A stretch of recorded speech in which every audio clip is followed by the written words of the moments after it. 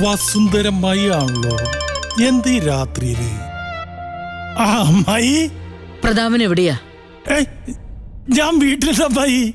എനിക്ക് അത്യാവശ്യമായിട്ടൊന്ന് പ്രതാപനെ കാണണം. എന്താ അമ്മായി? ചില കാര്യങ്ങളൊക്കെ ഉണ്ട്. എന്തേലും പ്രശ്നം? ഒക്കെ പറയാവുന്നേ, നേരി കണ്ടിട്ടാവട്ടെ. എപ്പോ വരൂ ഇങ്ങോട്ട്? അതോ ഞാൻ അങ്ങോട്ട് വരണോ? ഏയ് അമ്മായി യാത്ര ചെയ്ത് ബുദ്ധിമുട്ടണ്ട. ഞാൻ നാളെ അതിരാവിലെ അവിടെ എത്തിയിരിക്കും. എന്താ? ശരി, അപ്പൊ നാളെ കാണാം. ഓക്കെ അമ്മായി. എന്തെങ്കിലും പ്രശ്നം?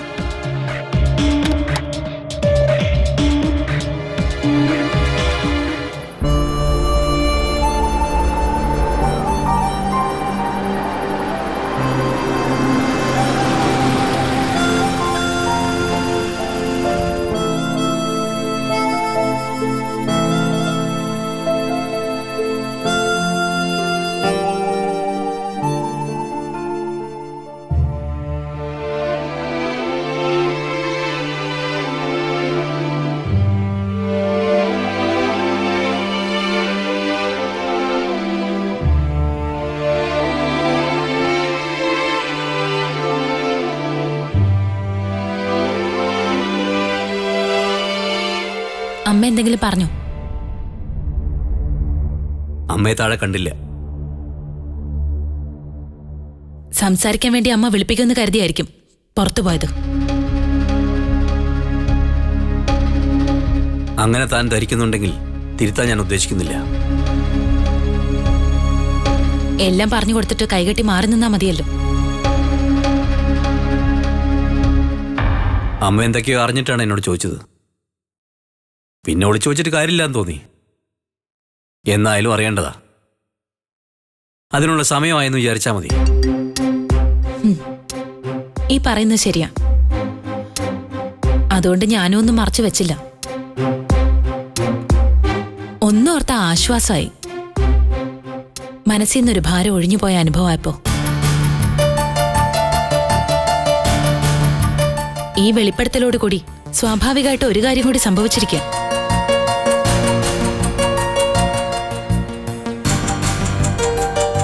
നമ്മൾ തമ്മിലുണ്ടായിരുന്ന കരാറിന്റെ കാര്യമാണ്. അതിനി പ്രസക്തിയില്ല. ആ ഉടമ്പടി അവസാനിച്ചു. ഇനിയിപ്പം അഭിനയത്തിന്റെ ആവശ്യമില്ല. മറ്റുള്ളവരുടെ മുമ്പിൽ നടത്തിയിരുന്ന അഭിനയവും ഇനി ഒഴിവാക്കാം.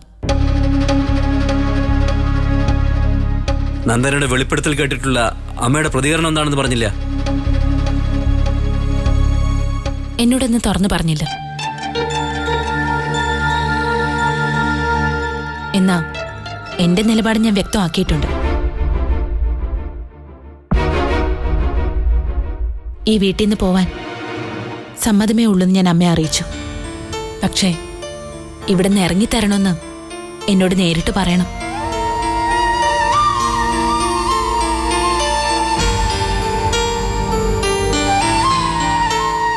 അമ്മയ്ക്ക് എന്തെല്ലാമോ സൂചനകൾ കിട്ടിയിട്ടാണല്ലോ ഇപ്പൊ ഇങ്ങനെയൊരു ചോദ്യം ചെയ്യൽ നടത്തിയത്. സംസാരിച്ചു വന്നപ്പോ അറിയാതെ മറ്റൊരു കാര്യം കൂടി ഞാൻ അമ്മയോട് വെളിപ്പെടുത്തി.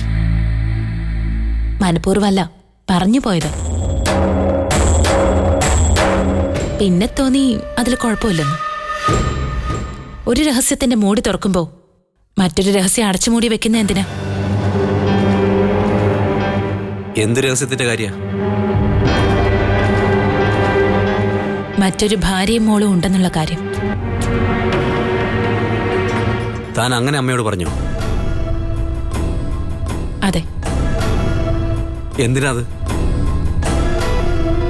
എല്ലാവരും എല്ലാം അറിയട്ടെ. ഒരാള് മാത്രം എടുക്കനാവുകയും മറ്റുള്ളവരെ മോശാവുകയും ചെയ്യുന്നത് ശരിയല്ലല്ലോ. അതിലെന്താ ന്യായം? വിശ്വാസവഞ്ചനയാ താൻ കാണിച്ചത്. നേരം പോക്ക് പറഞ്ഞാണോ? ഇപ്പൊ ചിരിക്കാനുള്ള മൂടില്ല, ഓർത്ത് വെച്ചേക്കാം. പിന്നെ എപ്പോഴെങ്കിലും ചിരിക്കാലോ. വിശ്വാസവഞ്ചന പോലും. ബ്ലാക്ക് മെയിലിംഗ് എന്ന് പറഞ്ഞില്ലല്ലോ, അത്ര ആശ്വാസം.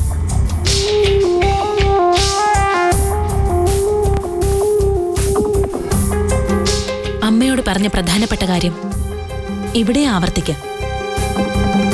ഒഴിഞ്ഞു പോവാൻ ഞാൻ റെഡിയാ. എപ്പോ വേണമെങ്കിലും പിരിയാം. പക്ഷേ അത് നേരിട്ട് പറയണം. വേറെ ഡിമാൻഡൊന്നുമില്ല.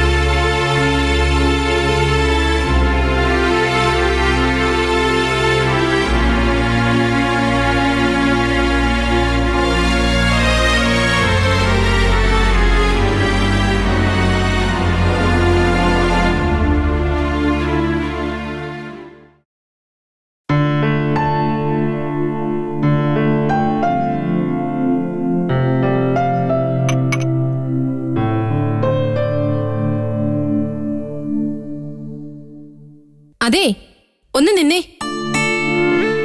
രാവിലെ എവിടേക്കാ നന്ദന്? അതെന്താ അങ്ങനൊരു ചോദ്യം? പതിവായി ഞാൻ രാവിലെ എങ്ങോട്ടാണോ പോയിക്കൊണ്ടിരുന്നത് അവിടേക്ക് തന്നെ. ഓഫീസിലേക്ക് പോകുന്നതെന്നാണോ? അതെ. ആ പതിവുകളൊക്കെ ഇനി വേണോ? അല്ലെങ്കിലും എന്തുദ്ദേശിച്ചാ നന്ദന ഇനി ഓഫീസിലേക്ക് പോകുന്നത്? ഇവിടെ നടത്തിയ അഭിനയ പ്രകടനങ്ങളുടെ ബാക്കി അവിടെ കാഴ്ചവെക്കാനാണോ? അതിന്റെ ആവശ്യമില്ല. ഇത് പറയാൻ നീ ആര് എന്നാണ് നോട്ടത്തിന്റെ അർത്ഥമെന്ന് എനിക്ക് മനസ്സിലായി.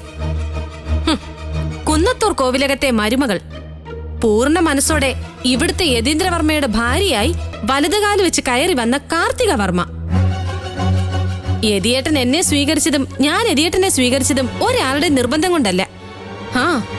ഒരു യോഗ്യത കൂടിയുണ്ട് പറയാൻ. ഞാനും യതിയേട്ടനും ഒരേ മുറിയിൽ അന്യരായിട്ടല്ല കഴിയുന്നത്, ഭാര്യ ഭർത്താക്കന്മാരായിട്ടാ. കുന്നത്തൂർ കോവിലകത്തിന്റെ ബിസിനസ്സുകളുടെ ആസ്ഥാനമാണ് ഓഫീസ്. അവിടേക്ക് ഇനി നന്ദന് പോകുന്നത് എന്തിനാണെന്ന് ചോദിക്കാൻ ഇത്രയൊക്കെ യോഗ്യത പോരെ എനിക്ക്? ധാരാളം മതി. പക്ഷേ എന്നെ ഓഫീസ് കാര്യങ്ങൾ ശ്രദ്ധിക്കാൻ നിയോഗിച്ചത് കാർത്തികേച്ചിയല്ലോ. ഞാൻ അവിടെ ചില കാര്യങ്ങൾ തുടങ്ങി വെച്ചിട്ടുണ്ട്. അതെനിക്ക് പൂർത്തിയാക്കണം. അതെന്റെ കടമയാണ്. കടമയോ?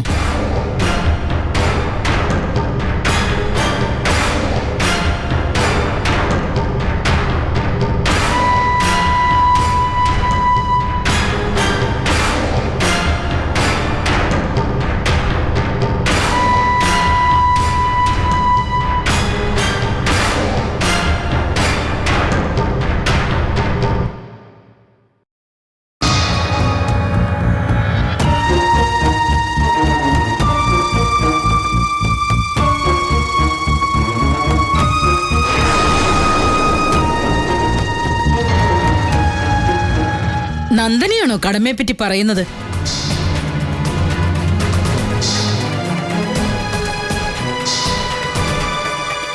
ബിസിനസ് പ്രധാനമാണ്, അതിലും പ്രധാനമാണ് ഈ കുടുംബത്തിന്റെ നിലനിൽപ്പ്. അത് മറന്നിട്ട് ആരും ഓഫീസ് ഭരിക്കാൻ പോകണമെന്നില്ല. അമ്മ, ഞാൻ കുന്നത്തൂരെ ബിസിനസ് കാര്യങ്ങളിൽ ഇന്നു മുതൽ നന്ദനയുടെ സേവനം ആവശ്യമില്ലെന്നാണ് ഞാൻ പറഞ്ഞതിനർത്ഥം.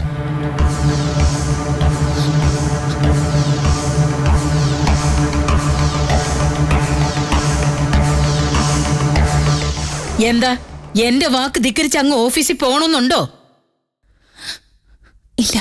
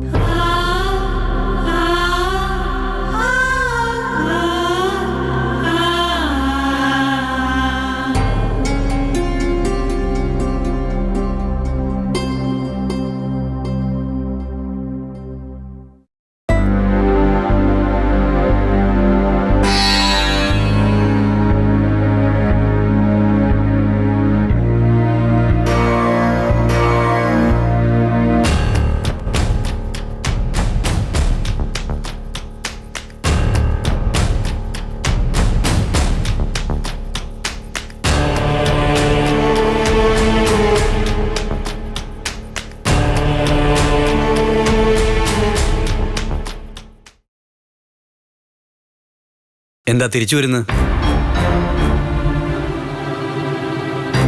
നന്ദനോടാണ് ചോദിച്ചത്. ഓഫീസിലേക്ക് പോകാൻ ഇറങ്ങിയിട്ട് മടങ്ങി വരുന്നത് എന്താന്ന്? ഞാൻ പറഞ്ഞിട്ടാണ്, അനിശ്ചിതത്വത്തിൽ നിൽക്കുന്ന ഒരാളും ഇവിടുത്തെ ബിസിനസിന്റെ പേരിൽ ബുദ്ധിമുട്ടേണ്ട കാര്യമില്ല. കാരണം സ്വയം കൽപ്പിച്ചുണ്ടാക്കിയതാണല്ലോ ആ അനിശ്ചിതത്വം. എന്റെ അഭിപ്രായം പക്ഷെ അതല്ല. ഇന്നലെ വരെ നന്ദന ഓഫീസിൽ പോയിരുന്നെങ്കിൽ അതിനിയും തുടരണം.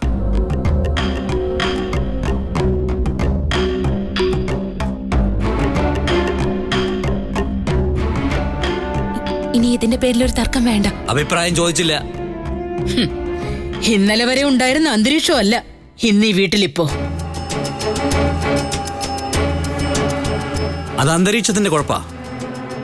എനിക്കും നന്ദനയ്ക്കും ഇന്നലത്തെ നിന്നും വ്യത്യസ്തമായ ഒന്നും സംഭവിച്ചിട്ടില്ല.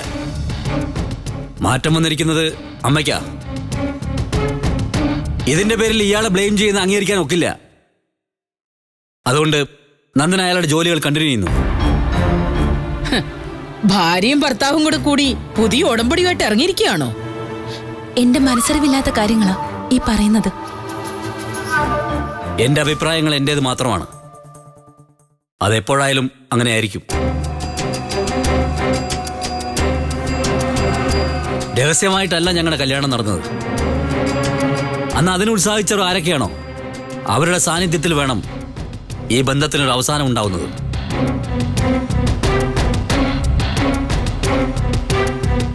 ബന്ധം വേർപ്പെടുത്തി പോകാൻ തയ്യാറാണെന്ന് നന്ദന അഭിപ്രായപ്പെട്ടതുകൊണ്ടാണ് അങ്ങനെ പറഞ്ഞത്. ഒരു വേർപിരിയലുണ്ടാവുന്നവരെ നന്ദന ഇവിടുത്തെ കാര്യങ്ങളിൽ ഇൻവോൾവ് ആയിരിക്കണം. റഫറിയായി നിൽക്കണ്ട ആരും. ആവശ്യമില്ലാത്ത ശീതസമരങ്ങളും വേണ്ട. ഇനി അതല്ല, ഓരോരുത്തർക്കും തോന്നിയപടിയാണെങ്കിൽ ആദ്യം ഈ വീട് വിട്ടു പോകുന്നത് ഞാനായിരിക്കും.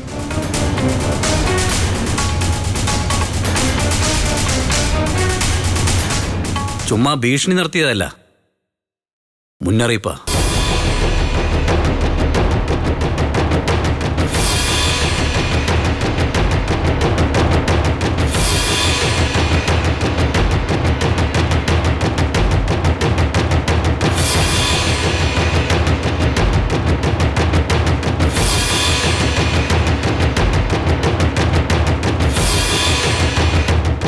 അപ്പൊ നന്ദന ഓഫീസിലേക്ക് പോവല്ലേ?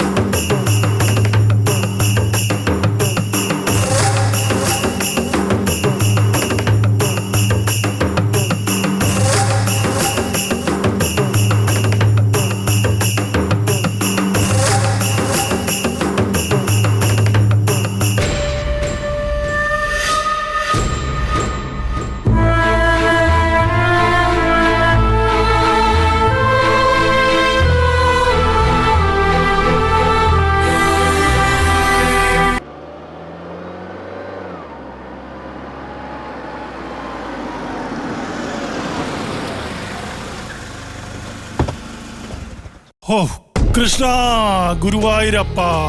ഓ ആ അമ്മായി, അമ്മായി, വീട് തുറന്നിട്ടിട്ട് എല്ലാവരും നാട് വിട്ടോ അമ്മയെ. ആ പ്രതാപം വന്നോ? പിന്നെ വരാതെ അമ്മായി.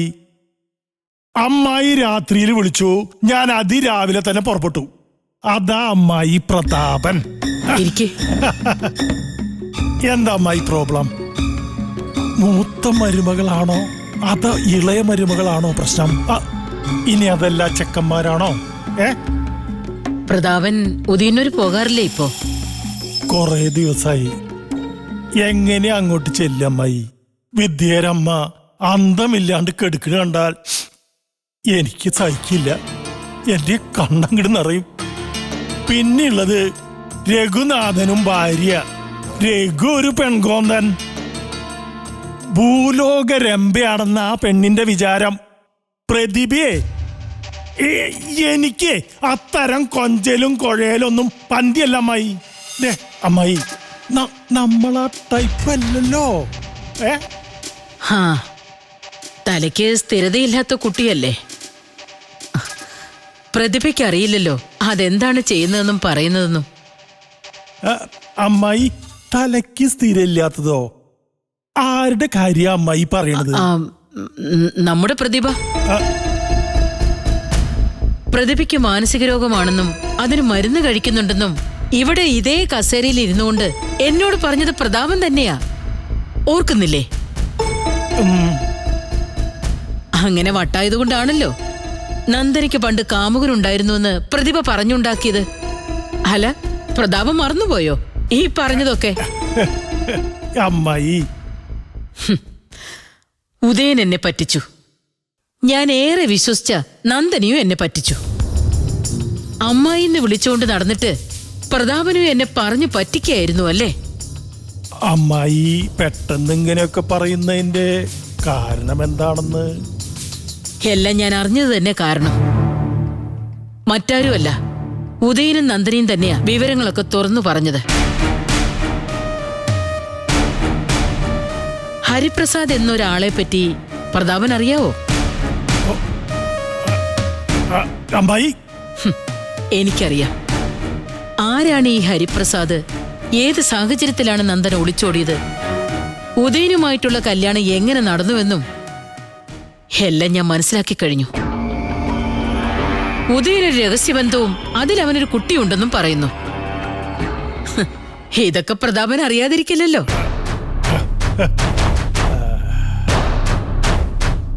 എന്താ, നന്ദനയും ഉദയനും പറഞ്ഞിട്ടും നിഷേധിക്കാൻ പോവുകയാണോ പ്രതാപൻ? സൊല്ലമ്മായി സൊല്ല്. പ്രതാപൻ ഒരു അബദ്ധം പറ്റിപ്പോയി. പ്രതാപൻ സൊല്ലിട്ട് സ്വന്തം തടി രക്ഷിച്ചു. ഒരേറ്റുപറച്ചിലൂടെ നന്ദനയുടെ ജോലിയും കഴിഞ്ഞു. ഉദയന് പിന്നെ എന്തായാലും എന്താ? അമ്മായി ഇങ്ങനെ ഇമോഷണലായിട്ട് ചിന്തിക്കാതെ നമ്മളെ പ്രായോഗികമായിട്ട് ചിന്തിക്കണം. പഴംപുരാണത്തിന്റെ കെട്ടഴിച്ചിട്ടേ ഇപ്പൊ യാതൊരു കാര്യമില്ല. നന്ദനയും ഉദയനും ചില വെളിപ്പെടുത്തലുകൾ നടത്തിയതാണല്ലോ ഇപ്പോഴത്തെ പ്രശ്നം. അത് അവരുടെ കാഴ്ചപ്പാട്. അതിനൊരു മറുവശമുണ്ടെന്നേ. ഞാൻ പറയാം.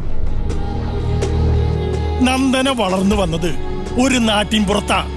നല്ല ഗ്രാമീണമായ അന്തരീക്ഷത്തിൽ. നഗരമായാലും നാട്ടിപ്പുറമായാലും കാണാൻ കൊള്ളാവുന്ന പെൺകുട്ടികളെ പ്രേമിക്കാൻ ആൺപിള്ളേർ വരും. പെൺകുട്ടികൾക്ക് ചിലപ്പോൾ അങ്ങോട്ടും പ്രേമം തോന്നും. ഒരുമിച്ച് ജീവിക്കാന്ന് സ്വപ്നവും കാണും. അതൊക്കെ വളരെ സ്വാഭാവികം എന്ന് കരുതി ആ സ്വപ്നത്തിന്റെ കൂടെ നിൽക്കാൻ വീട്ടുകാർക്ക് കഴിയുമോ? അവർക്ക് ചില ഉത്തരവാദിത്തങ്ങളില്ലേ? പ്രത്യേകിച്ച് പെൺകുട്ടികളുടെ ബന്ധുക്കൾക്ക്. അവരെ സംബന്ധിച്ചിടത്തോളം കുട്ടിയുടെ ഭാവിയാണ് ഏറ്റവും പ്രധാനം.